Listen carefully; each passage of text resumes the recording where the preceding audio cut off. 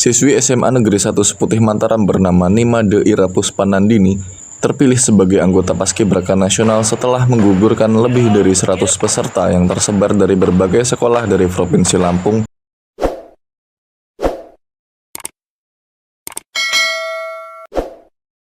Untuk mengibarkan bendera pada 17 Agustus 2025 yang akan disaksikan langsung oleh Presiden Republik Indonesia Prabowo Subianto. Awalnya itu saya tidak menyangka karena ini pertama kali saya mengikuti ekskul Paskib. Di SMP itu saya tidak tahu apa itu Paskib. Jadi di SM ini saya baru mengetahui apa itu Paskib. Seleksi kesehatan secara lengkap. Habis seleksi kesehatan itu, besoknya lagi kami seleksi PBB dan minat bakat. Kemudian setelah PBB dan minat bakat, esok harinya lagi itu wawancara.